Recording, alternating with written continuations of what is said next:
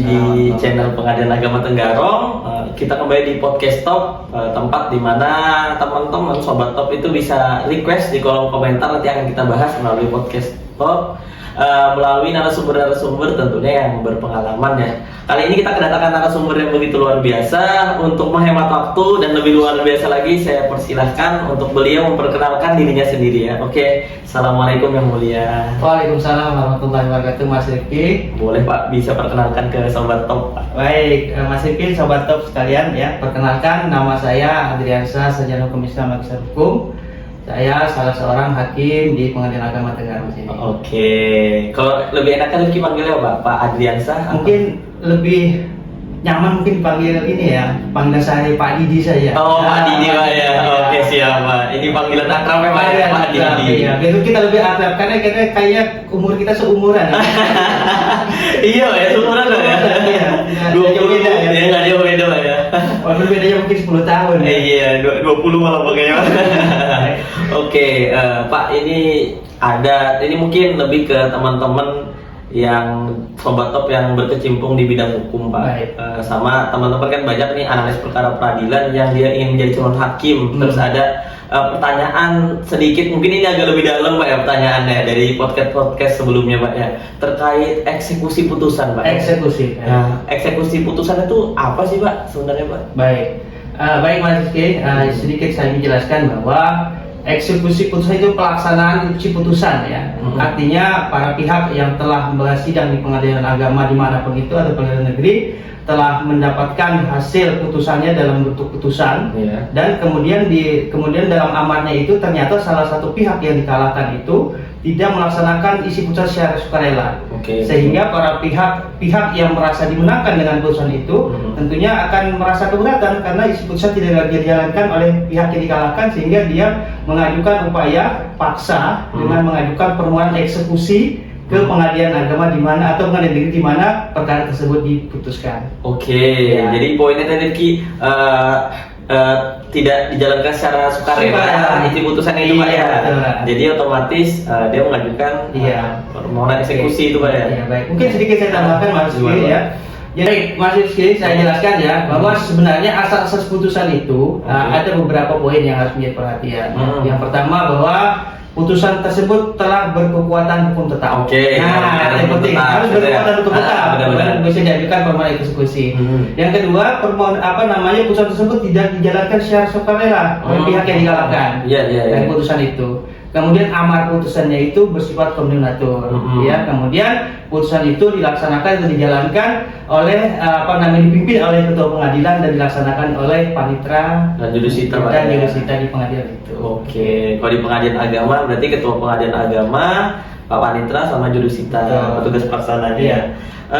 Kalau orang mau minta eksekusi itu tahapannya gimana Pak? Baik, nah ini penting sekali ya, pertanyaan bagus sekali. Tahapan-tahapan eksekusi yang pertama tentunya ada permohonan eksekusi ya yang diajukan oleh pihak yang merasa haknya belum dilaksanakan atau belum diberikan oleh pihak yang dikalahkan dengan mengajukan permohonan eksekusi di tempat pengadilan tempat memutus perkara itu.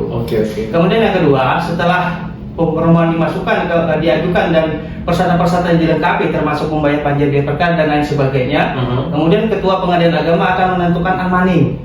Unmanning artinya menetapkan sidang unmanning, akan menegur pihak termohon eksekusi untuk dipanggil datang ke pengadilan oleh jurusita untuk ditegur untuk melaksanakan isi putusan secara sukarela. Ya, kemudian datanglah pihak termohon eksekusi di pengadilan, kemudian bersidang secara insidentil oleh ketua, kemudian panitera dan termohon eksekusi.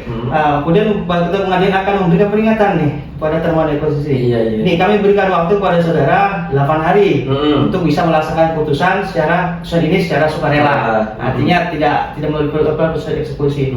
Kemudian seandainya setelah 8 hari tidak menjalankan, kemudian pemohon eksekusi melaporkan pengadilan bahwa termohon eksekusi belum melaksanakan putusan dari amanah tersebut, teguran itu, sehingga ketua pengadilan akan menetapkan perintah untuk pelaksanaan eksekusinya. Oke. Jadi eksekusi bisa dilaksanakan. Oh, setidaknya gitu Pak ya. Jadi memohon, terus bayar panjar perkara, Ya, biayanya, administrasi lainnya, ya, ketua pengadilan amani menegur, dipanggil ya. Kalau tetap tidak menjalankan secara sukarela, 8 hari ya, 8 hari. Kemudian bisa dilaksanakan eksekusi. maka dikeluarkannya penetapan untuk pelaksanaan eksekusinya. Oh, pelaksanaan eksekusi Pak. Iya. Nah sebenarnya tujuannya apa sih Pak dilakukan eksekusi itu? Jadi tujuan pentingnya bahwa eksekusi itu bahwa setiap putusan kan tentunya diharapkan akan memenuhi rasa keadilan, kepastian, kemanfaatan. Oh iya. Tujuan dari putusan itu. Ya, dengan adanya eksekusi tentunya pihak yang haknya belum diberikan atau belum dilaksanakan oleh pihak yang dikalahkan oleh putusan secara sukarela, dia kan tentunya mengharapkan bahwa putusan tersebut akan memberikan rasa keadilan bagi dirinya. Oke. Nah, iya, kemudian juga akan memberikan rasa ada rasa kemanfaatan hukum. Ya, kemudian ada kepastian. Nah, sehingga putusan yang dihasilkan oleh pengadilan itu namanya putusan, itu merupakan mahkotanya hakim, kemudian eksekusi merupakan mahkotanya pengadilan, itu akan memberikan rasa keadilan bagi masyarakat, sehingga masyarakat yang sebenarnya mempunyai hak terkait putusan itu namun tidak bisa dilaksanakan, dengan adanya eksekusi hak-haknya bisa diberikan sesuai dengan amar putusan pengadilan. Oke, jadi itu ya sobat top manfaatnya ya tujuan dari dilaksanakan eksekusi. Betul. Tapi ada nggak sih Pak, selama Bapak nih kan telah menjadi hakim cukup lama, ada nggak sih perkara itu yang nggak bisa dieksekusi Pak gitu? Ada nggak sih? Kalau eksekusi kan ranahnya pimpinan ya, ranahnya pimpinan. Tapi memang sepengetahuan dan sepengalaman kami dan yang kami laksanakan, bukan laksanakan ya, kami ketahui karena beberapa pengadilan memang ada beberapa putusan yang tidak bisa dieksekusi, ya, sehingga ketua pengadilan mengeluarkan penetapan putusan tersebut non eksekutable. Yaitu mungkin memang ada beberapa contoh. Ya, contohnya bahwa putusan itu tidak bisa dieksekusi. Yang pertama, tidak ada amar kombinator. Oh iya. Itu tidak bisa dieksekusi ya. Karena ada asas eksekusi tadi kan ada amar kombinator. Kemudian yang kedua, ternyata objek yang mau dieksekusi itu ternyata tidak dikuasai termohon eksekusi. Ternyata setelah turun ke lapang ternyata objeknya itu tidak dikuasai oleh termohon eksekusi. Atau bisa jadi bahwa objek itu tidak sesuai dengan amar putusan.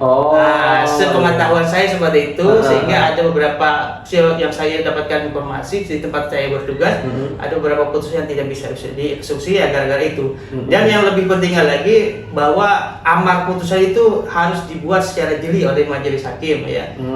Jangan sampai setelah nanti terjadi permohonan eksekusi ternyata amar putusan tersebut tidak bisa dieksekusi. Jadi memang perlu kehati-hatian majelis hakim dalam merumuskan amar putusannya. Iya, Pak ya.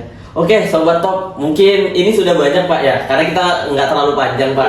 Mungkin nanti Rifki kalau Bapak ada waktu luang lagi bisa mengundang datang kembali Pak ya di podcast Pak ya. Siap Pak ya? Siap. Jadi ini buat teman-teman ya, setidaknya itu ada gambaran sedikit terkait eksekusi di kan kita di pengadilan agama, yaitu di Pengadilan Agama Tenggarong. Jadi buat teman-teman yang merasa tidak puas atas putusannya bisa mengajukan permohonan eksekusi. Jangan lupa juga disiapkan biaya panjar perkara, karena Pengadilan Agama Tenggarong ini responsif melayani dan insya Allah menegakkan hukum secara pasti. Oke, terima kasih Pak Adi Anissa atas waktunya. Terima kasih juga Sobat Top. Wassalamualaikum warahmatullahi taala wabarakatuh. Waalaikumsalam warahmatullahi wabarakatuh.